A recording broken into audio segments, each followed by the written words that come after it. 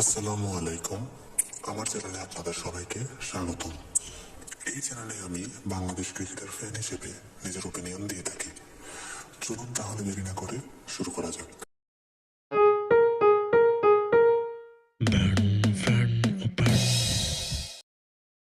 বিজয়ের মাস চলছে এবং তার সাথে চলছে বাংলাদেশ ভার্সেস ওয়েস্ট ইন্ডিজের মধ্যকার টি-20 সিরিজ।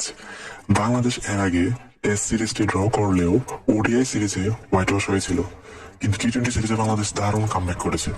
ফার্স্ট টি-20তে বাংলাদেশ ওয়েস্ট ইন্ডিজকে 7 রানে হারিয়েছিল এবং সেকেন্ড টি-20তে বাংলাদেশ ওয়েস্ট ইন্ডিজকে 27 রানে হারিয়েছিল, হুইচ ইজ ভেরি মার্ভেলাস।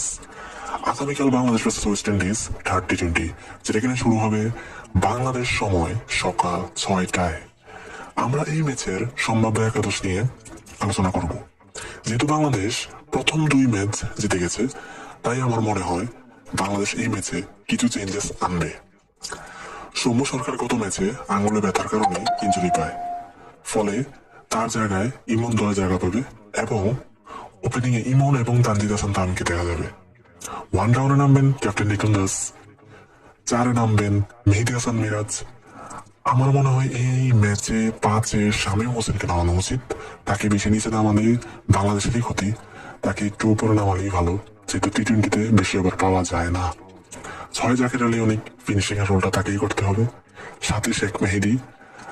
8 নম্বর পজিশনে রিশাদকে না নিয়ে হয়তো বা নাসুম আহমেদকে দেখা যেতে পারে এবং 9, 10, 11-তে 3জন পেসার আগের মতনই। তবে 3জন পেসারের মধ্যে 2জনকে আগের ম্যাচ থেকে নেওয়া হবে, তবে একজন হয়তো বা চেঞ্জ থাকতে পারে, সেটা হচ্ছে তাসকিন আহমেদের বদলে নাহিদ রানা। তাই এই ম্যাচে আমরা 3টা চেঞ্জেস দেখতে পারি। এখানে সৌম্য সরকারের বদলে খেলতে পারেন ইমন, তাসকিন আহমেদের বদলে নাহিদ রানা এবং রিশাদের বদলে নাসুম আহমেদ। এই ছিল আমার সম্ভাব্য একাদশ। আপনাদের একাদশ কমেন্ট করতে ভুলবেন না। ধন্যবাদ আপনাদেরকে ভিডিওটি দেখার জন্য।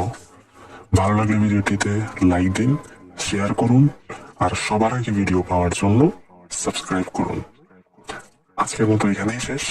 ভালো থাকবেন, সবাইকে আলবিদা।